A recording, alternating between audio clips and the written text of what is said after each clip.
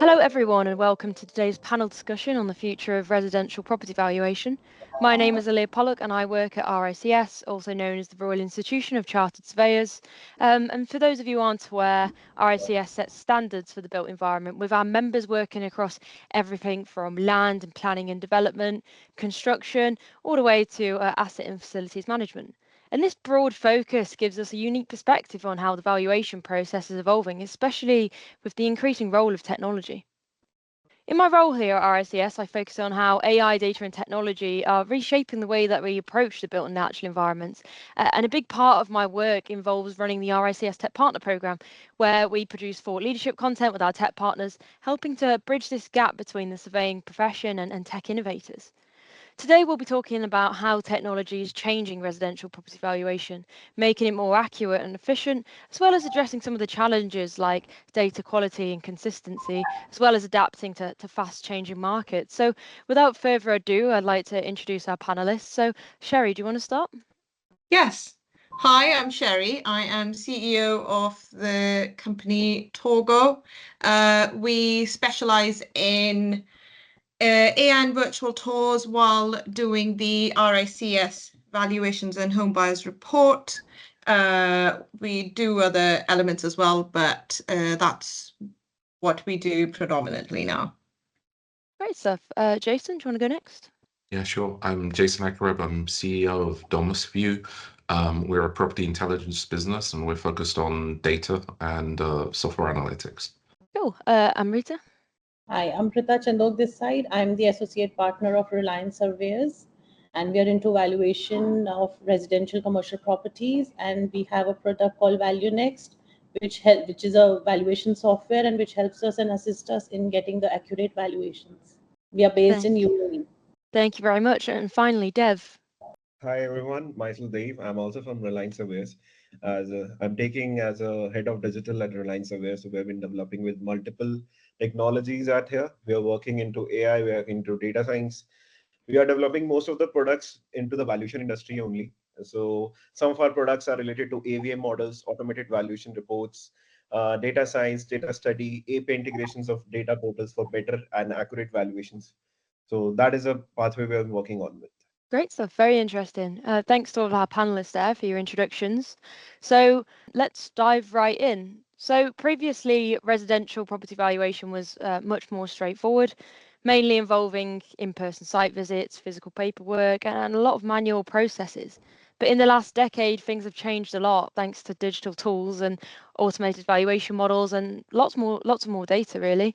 So to start this discussion, I'd love to hear your thoughts on how you think residential property valuation has changed over the past decade and what are the biggest shifts you've seen? I mean, in my opinion, I think the biggest change have been the financial sector, where the market has now fluctuated so much that we're struggling to, again, get an accurate understanding of what percentage has the value gone up to what extent, and each area is being determined completely differently than what it used to be 10 to 20 years ago. That's what I think.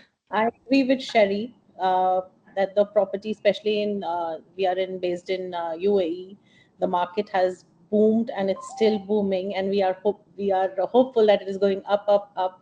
And what I believe what has changed a lot is the transparency in data that Dubai, Abu Dhabi, and respective Emirates are providing. The local standards that they have set up while doing valuation, and like they follow international standards, they follow local standards. So the data has really helped in getting the data. And then we have associations here where we can get the data. It's very transparent, more transparent now. I think there's two main things for me. The first is the kind of battle between humans and the machine. So I'm only talking about the UK. I don't know anything about the UAE. But I think here you are seeing a very clear split between the use by lenders of AVMs in certain circumstances versus the traditional route that they would have taken with human valuations. And that, I think, continues to be in a state of flux as to on which products, at which levels of valuation and loan to values, etc., will they rely on AVMs versus where do they require in-person traditional kind of valuations. And the second thing I think is, again, very UK specific, but is the impact of legislation. And I think there are two things that come to mind there. The first is really, really obvious and topical in the last 7-8 years, which is cladding. So, being mindful of that when you're valuing flats in large apartment buildings. And the second thing, which has been going on for a while, but I think become even more prominent in the last couple of years, is EPCs and energy efficiency, and the impact that, again, the levels of EPC at which lenders will lend against. I think you can't ignore that. So it's technically doesn't really change anything. The building was still the building, but if lenders won't lend against tall tower blocks, or lenders won't lend against buildings and homes which have an EPC less than a certain threshold, then that starts to impact on valuation. So I think that's, to me, is like the two major kind of things that have taken place. One is the impact of legislation through the lending landscape into impact on real world valuation. And the second thing is the shifting landscape between human valuers and the use of straight through processing and automation. You've mentioned some really good points there. What would we say? So we've looked at the landscape. We've touched on a lot of regulations and legislation there. What would we say are the biggest challenges actually affecting the role of a residential valuer today? What are the biggest challenges our valuers face? Yeah, I think it comes back to that point of how do they fight a battle against the machines, where the software landscape for valuers, at least again in the UK, hasn't really shifted in the last 15 years.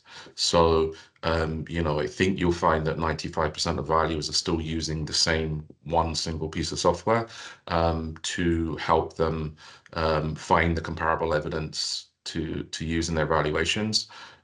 There's been some progress in terms of how they then use that in terms of reporting software and automation around that. But in the fundamentals of getting the data and coming up with a valuation and knowing what risks they're taking in coming up with that valuation against a landscape where PI coverage is becoming ever more difficult, and they're fraught with risks around that.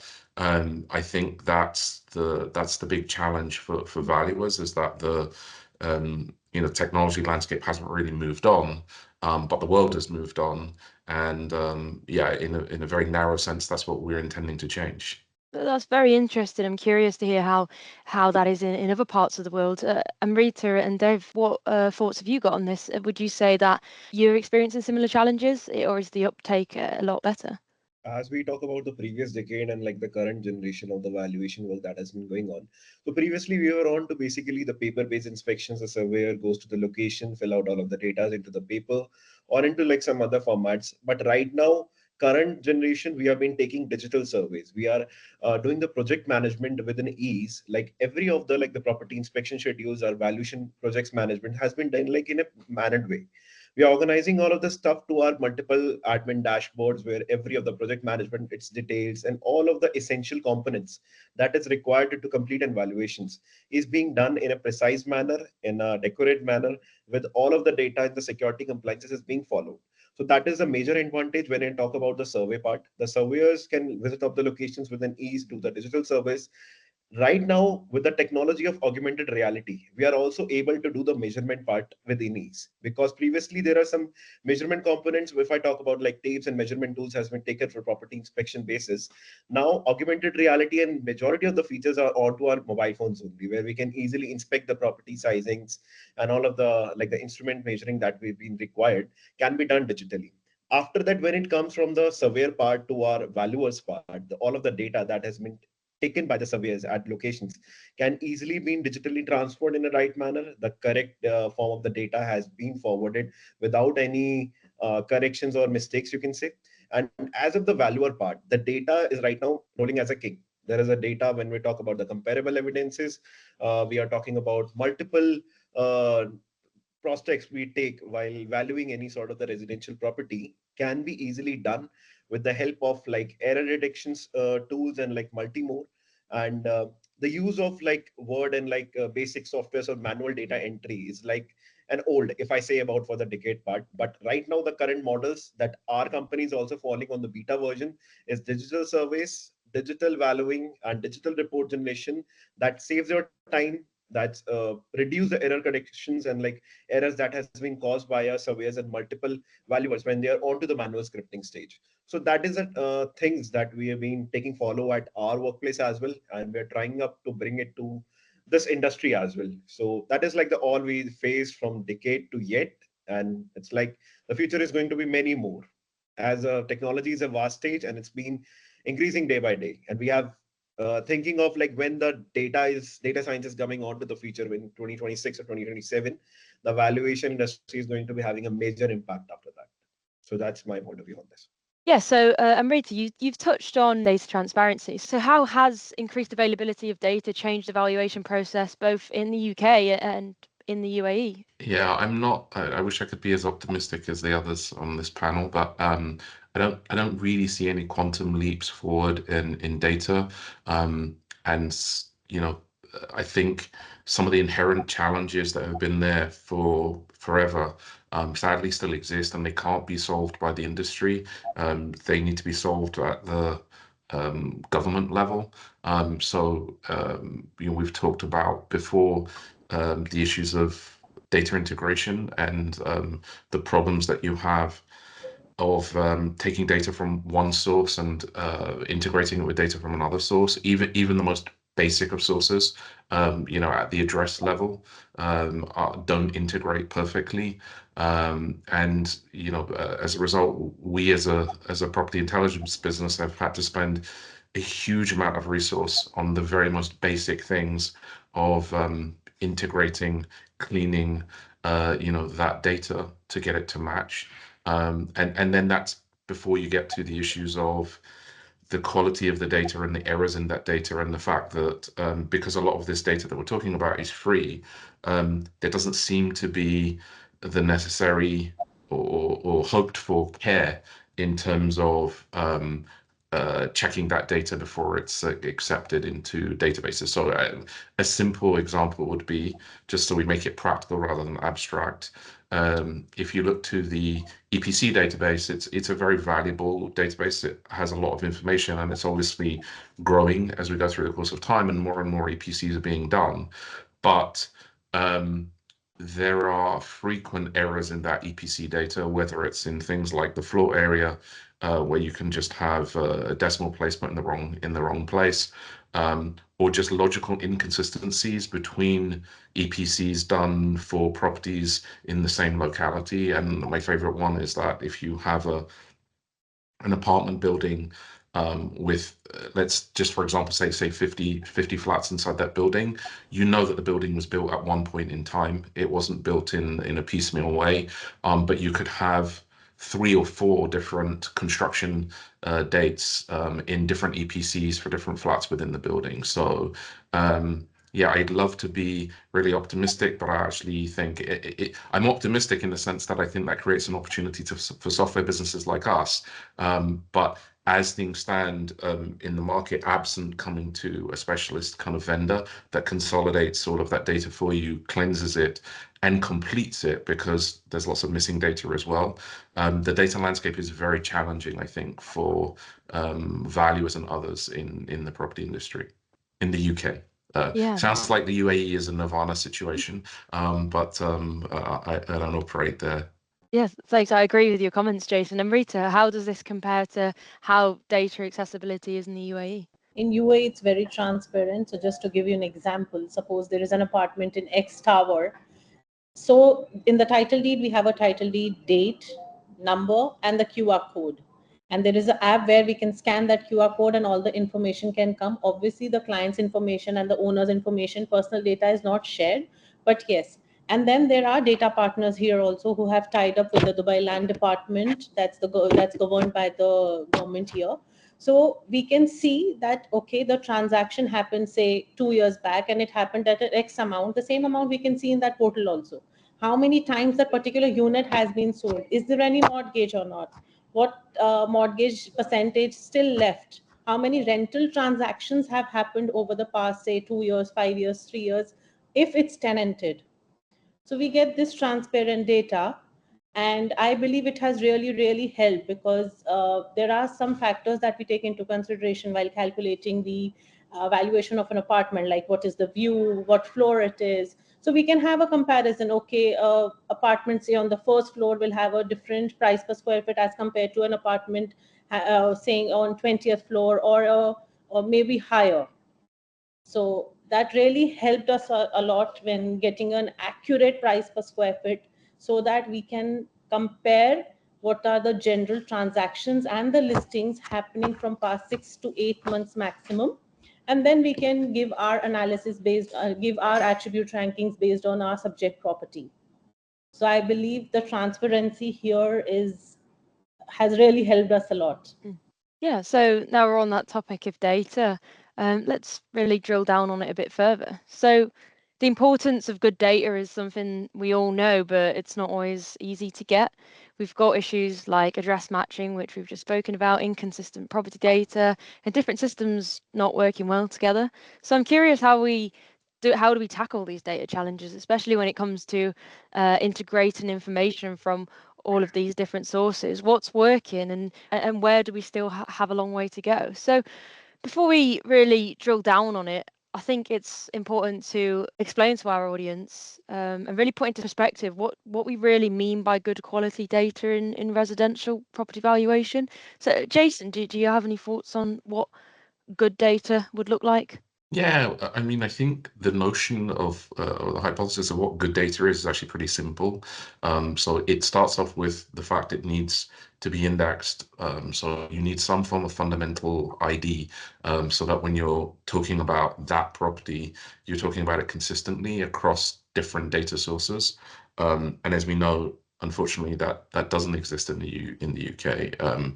If you just look at the two main primary sources of data, which would be Royal Mail and Ordnance Survey, they use different fundamental referencing. So it starts with that, and then as I said, you get to the quality of data. So you want the data to be error-free. So if you basically have your data indexed, and you then have all, so you have a whole series of rows, and you have, and just thinking of this in a data table, you have a whole series of columns with your relevant pieces of data. You want the data in those columns to be error-free, and you want them lastly to be complete. I think that if you have those three things, then you have good quality data, and that's how we assess things, by looking at our matching rates and running various different forms of processes around quality control and also completeness. And I think, again, if you ask where that landscape is, our approach is to basically bring in technologies and processes which have been used in other fields. So basically an orthogonal kind of process. And again, given my background, which is in financial markets, it won't surprise you that that's kind of what we've done. So the task of integrating huge amounts of data, and it needing to be accurate, because you're actually going to transact off the back of that, and it needed meeting to be complete, is not something that's new. It's been done to death by the hedge fund industry, and so we're very much looking to bring on board some of those processes, albeit without the same firepower as exists in those financial markets. And so far, we found that adopting those kind of processes, gives us success. So there's a well-trodden path as to how do you deal with these kind of data challenges. It just needs to be adapted to property, residential property, and our experience so far is that hasn't been done before we've come along and attempted to do it in this way. Just a quick follow-up question, talking about property matching. What do you think UPRNs have a role to play in this, and is adoption of UPRNs, is it going well within valuation? I think UPRNs would be the solution.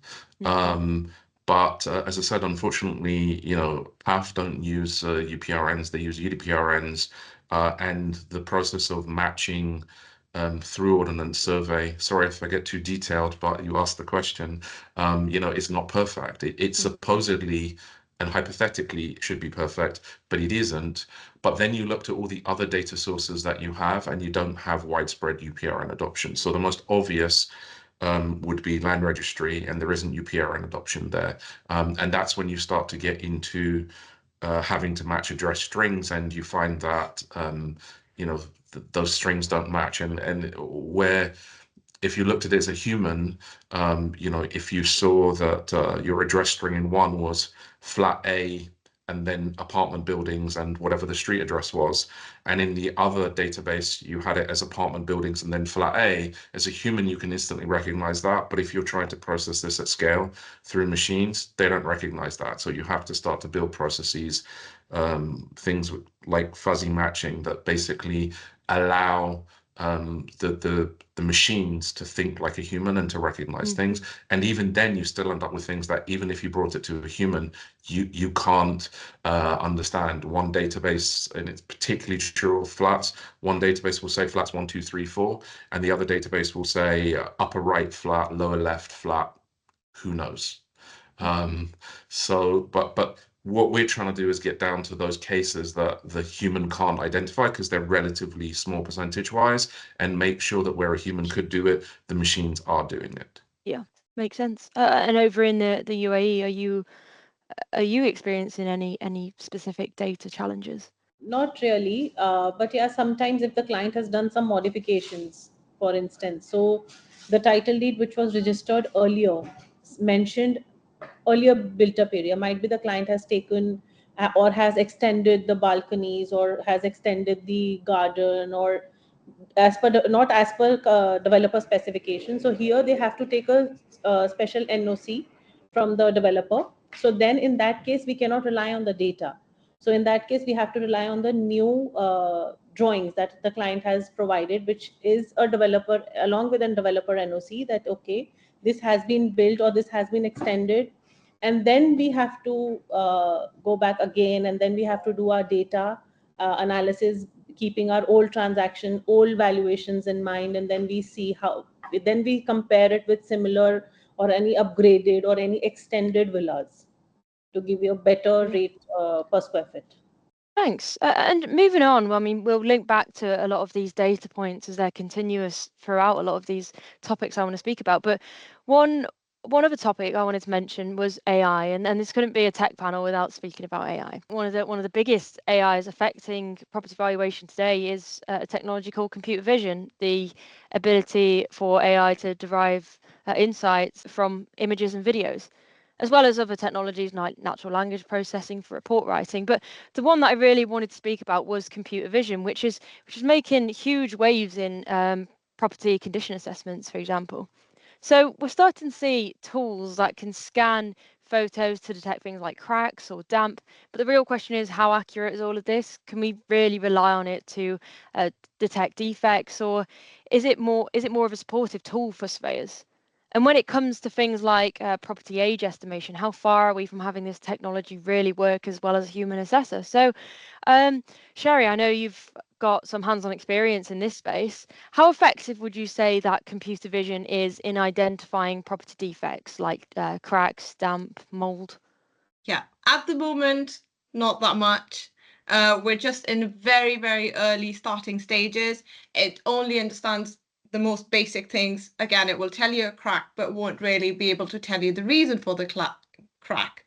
It can give you options, what the reasons could be, but it won't give you the assessment that a human could do, that, okay, maybe the crack is caused because in Wales there are mines underneath the houses, and that's why the plates usually move, which causes the crack. So it can give you options, but again, it won't give you the accuracy that a human would give at the moment. However, I think it's moving really, really fast, and very, very soon it will be able to collect data and tell you the more accurate reason for a crack, if we have to go like that. So that's where we are at. So just a follow-up question, what kind of data is it lacking to be able to give you? Just again, the data integration of bringing everything together. Again, it's machine learning, so it's still learning different kinds of cracks, reason for the cracks. So right now, yeah, it's very early on stages where it just understands the crack.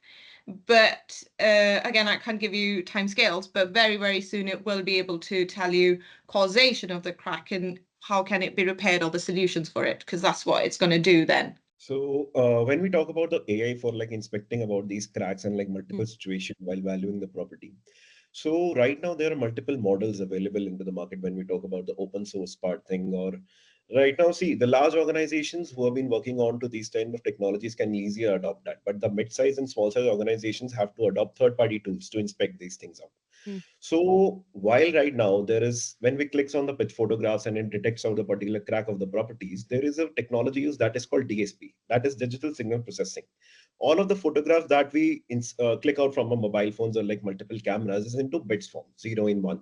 So that type of data has been shared out to AI models. Like there are multiple tools you use, maybe ChatGPT you're using. So that is also a leverage model to detect out these kinds of things.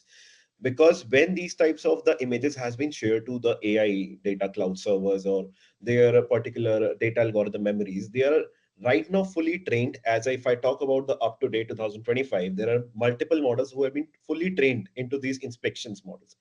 We have been also been going up through this innovation stage to like crack out some of the snagging related stuff like property cracks, property like you can say this effects having while valuing the property. So that kind of a model, you just have to click up the picture in the DSP, just share the picture into the bits form. It have thousands and millions of the comparable pictures with that type of image that we have shared. And it will be automatically detect what sort of the defect is facing. And these types of like models are easily available into the markets right now. People can easily detect out that. And these are leveraging models that doesn't buy a lot of cost to you to adopt this. And it's like easily available for you. When we talk about AI part in this, it is for detection, analysis, and comparing out the multiple millions of the data with the current leverage input that we have inputted. So that is like all if I talk about these kind of defects inspection part. And when it comes to like AI, we are on to like the massive stage of like growing, and it's having a lot of like generation models available with us with a huge data bank. So I don't think we should be dependent upon to the ML technologies to train a machine to like detect it out. This is a defect or non-defect, because that is an old model. Right now, we are onto a technology phase where we're having a big companies like Tesla who are automatically developing their ML models through the help of AI. So I think this could be a leveraging thing for the future and could be giving a generational impact. And it is ready to us in the markets to use these kinds of technologies. Do you think it's accurate? This is not 100% accurate, but is 99% accurate. Do you think the data that we have available, so yeah, when you say accurate, do you think a human would do a better job at the moment, or do you think the AI will give more accurate answer at the moment? See, there is a lot of difference between human mind and AI mind, because AI is all over made with the data banks. The data we upload onto the software, we upload it into on the internet. It is just grabbing all over that. But right now, the current inspection models and like current analysis models are too much advanced than the human mind to detect out these kinds of measure. As the more accurate the photograph and more accurate the angles of the picture you've been uploading into that software, it is going to be regularly more adaptive of the outputs. So that is totally dependent upon the generation models that you're using, the AI data banks, which is up to date or not up to date, and what sort of the input data that you're inputting into it. Is it right or wrong? If I'm uploading a blurry photo onto an AI model and expecting it would be giving me the right output, that it is wrong or right. So that is a part that mistakes can be done from a human. But when it comes, you are giving 100% accurate data, all informations, everything is up to date. You're having the latest generation models. It is could be 100% accurate. Yeah, very interesting. And looking at how AI is used in different ways, Jason, how would you say that AI is being used to help understand and analyze market trends, for example? Yeah, I don't know that we actually need AI to analyze market trends. I think again it's going to be really boring, but I think it just comes down to the data. I think if you have the analysis that you can do on various different pieces of market data and how you can come up with inference from that as to, you know, what's happening to prices or what's happening to stock or what's happening to how long it takes stock to sell, that's not complex maths. But what is complex is cleaning that data in the first place so that the inference that you derive is a valid inference. And that's, again, I think the hard part, because it's that classic case of garbage in, garbage out. If you don't do anything to make sure that the data is clean on the way in, you'll analyze it and you'll come up with completely the wrong inferences. And I think that's, you know, understanding the question has to be, if you have market trends, this is a panel on residential valuation, right? So what's the impact on valuation? And I think you have to bring it back to that, rather than just, there's some software out there that looks at market trends, and I asked the question, like, for what purpose? What are you going to do with it? There has to be something that you're going to do with it at the end of the day.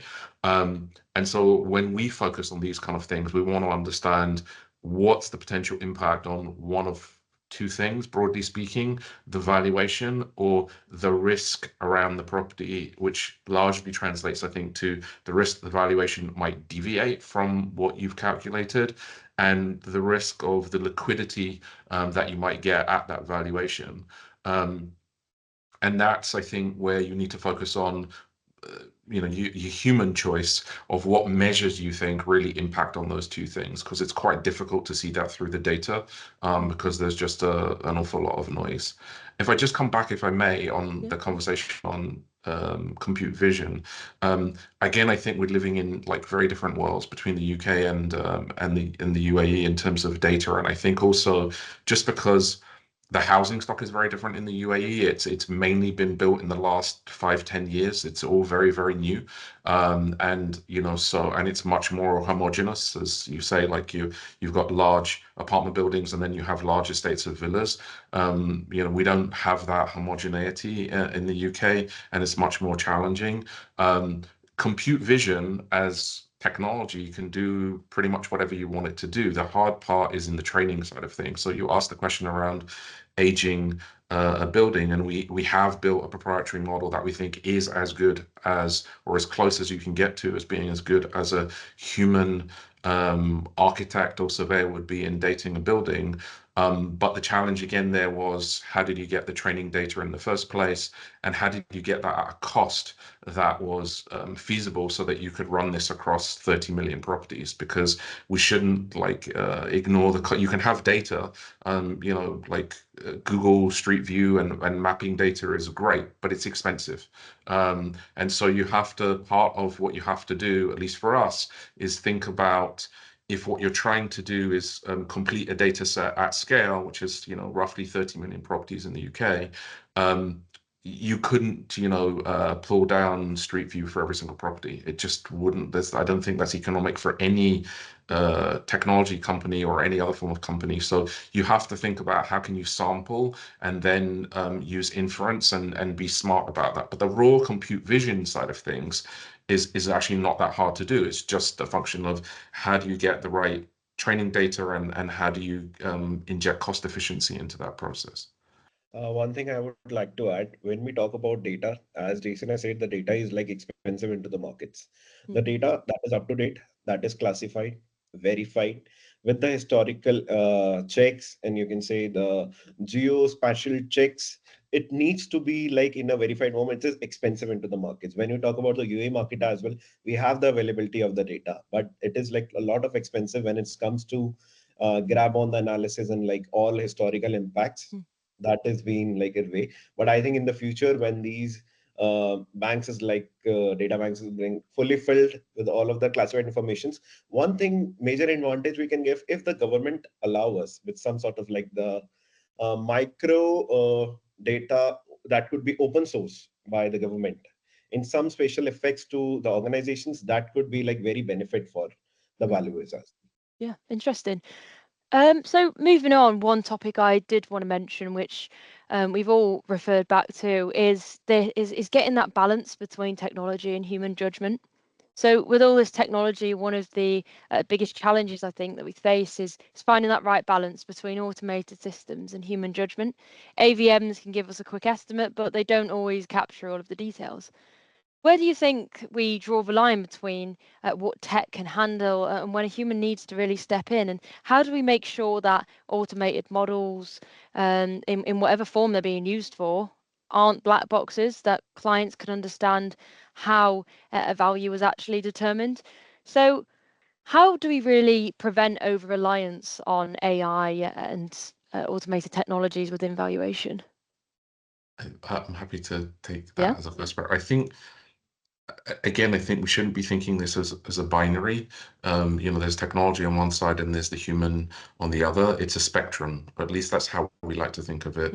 And part of the role of the technology is to identify where on the spectrum you actually are. So you need to integrate that into your technology.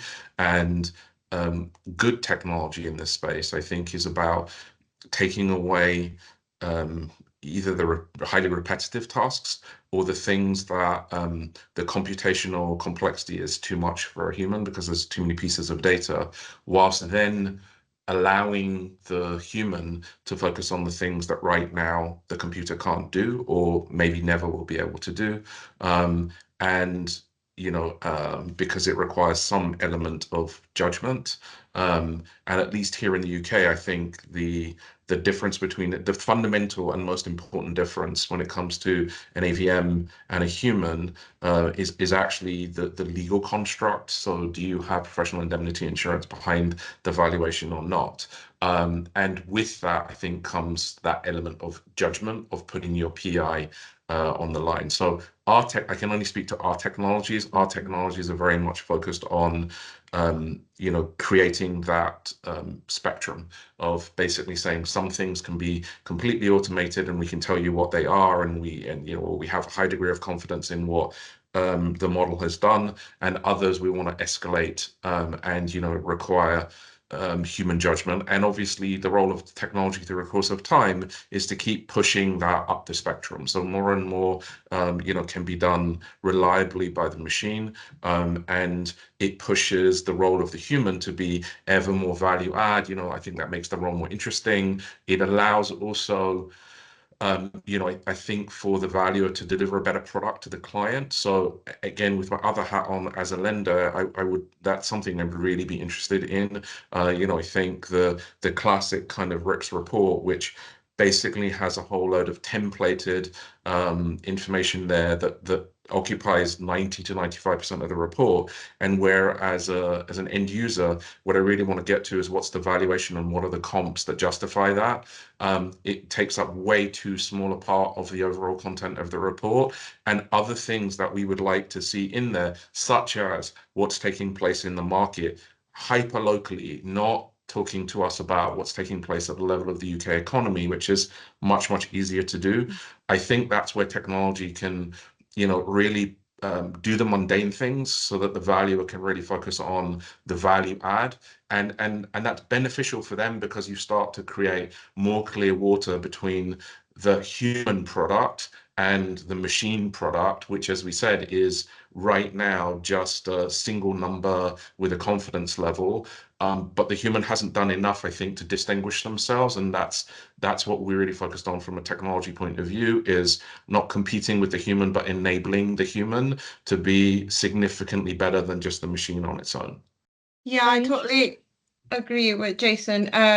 The only thing is, I think the liability insurance on human element has been more of a hindrance from our RICS perspective rather than an advantage, because we've seen usually the RICS surveyors would value it lower just to avoid any liability than actually giving more accurate valuation just to avoid any liability. So yes, it does help, but it has been hindrance in so many occasions, that what we've seen in Wales.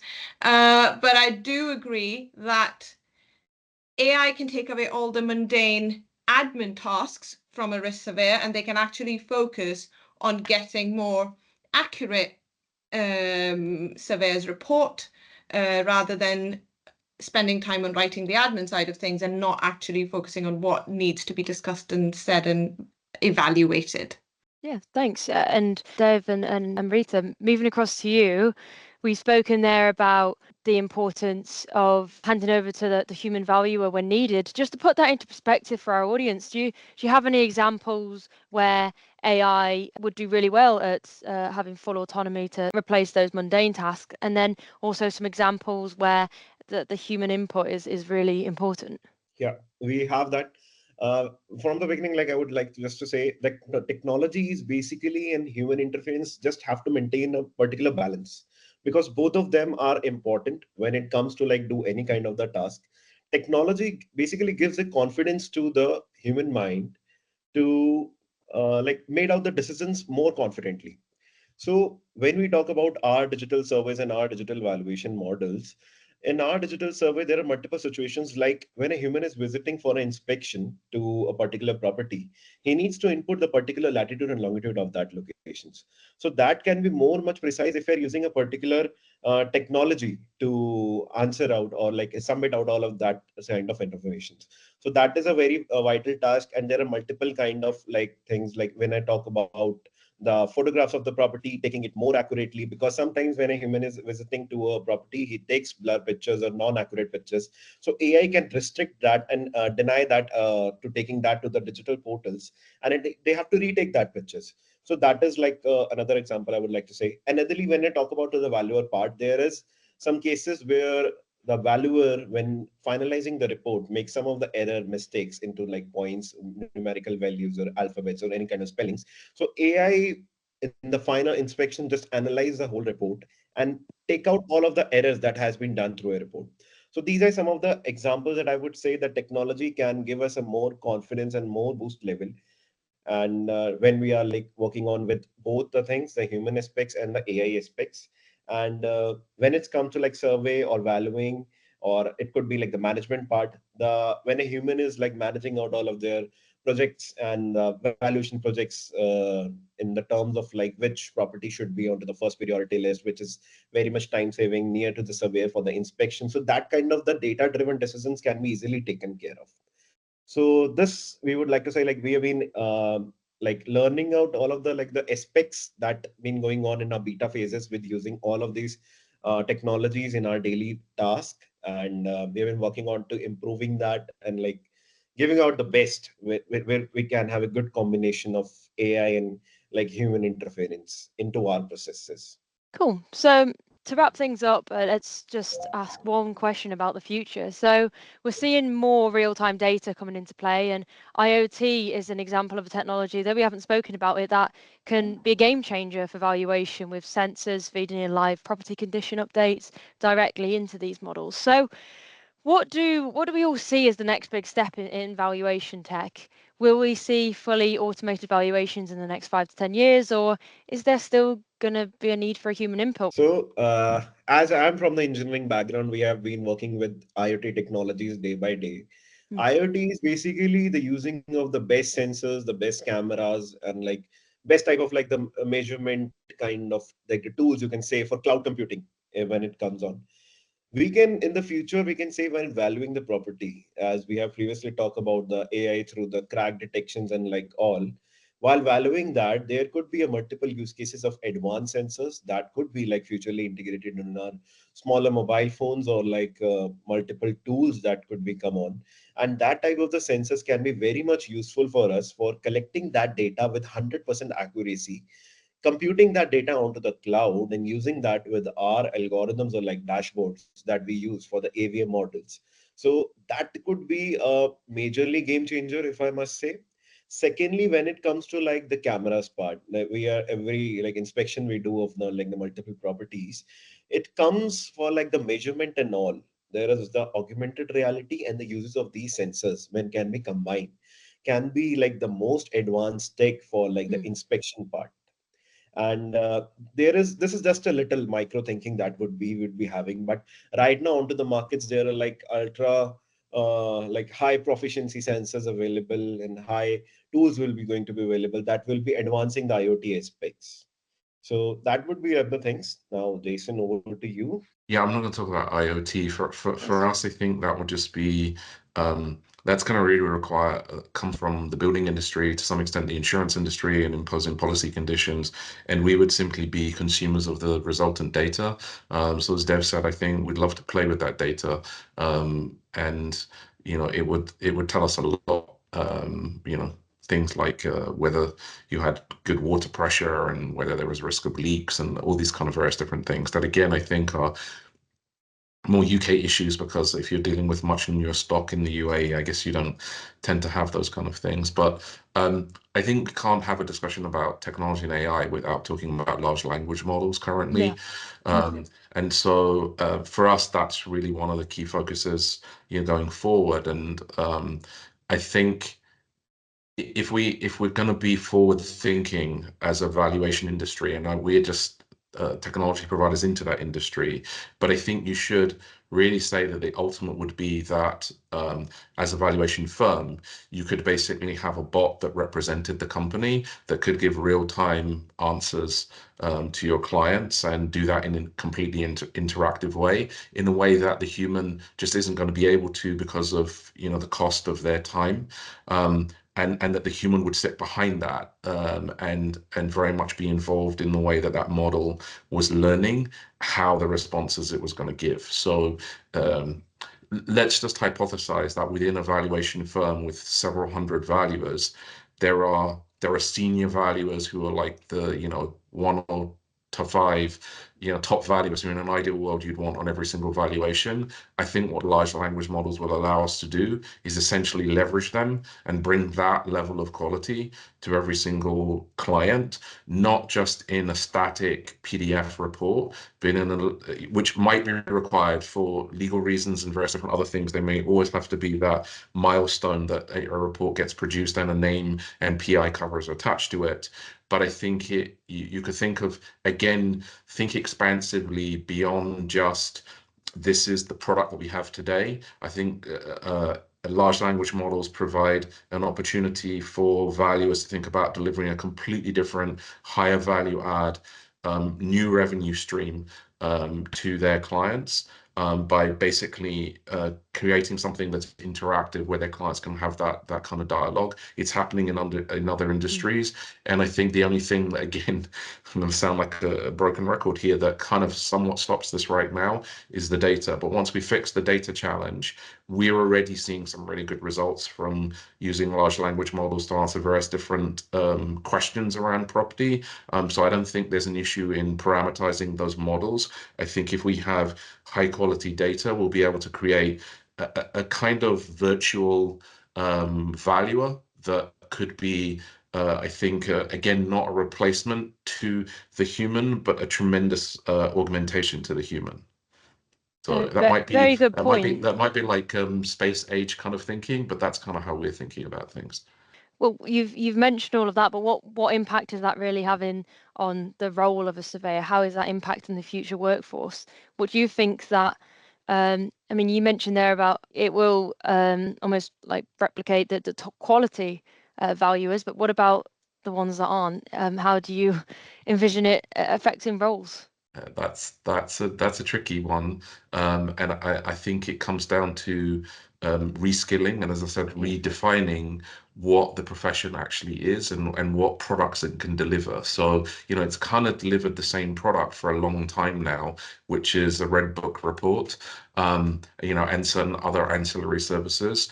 But I think what this does is allow people who have trained and have all of this expertise to basically think in an orthogonal way, in a lateral way, and I would say that's more about the organizations thinking creatively about how they can create new products, new value add streams, and use their people in that. And ironically, although I've talked about the top people within the industry, and they're likely to be the older people because just of the wealth of their experience, but the quid pro quo there is I suspect that the younger people are going to be more able to adapt to those technologies, and so you'll see that barbelling within the organization where the more experienced people bring that wealth of experience and they're going to be valued, and the younger people are going to bring a different type of experience, which is their willingness to engage with the newer technologies and develop the new products. So that would be the hoped for way of technology and humans interacting. As I said, the whole of our business is really about the synthesis of those two things, rather than what I think has been the historic use of technology in valuation, which is as a clear competitor and replacement. We don't think it needs to be that way. We don't think that's optimal for the industry or any of the customers of the industry. Thanks. And finally, Sherry and Amrita, do you have any comments to add? I think the only thing I can add is I don't think RICS surveyors will go out of job. I think they're very much needed because of their years of experience, regardless of the development in AI.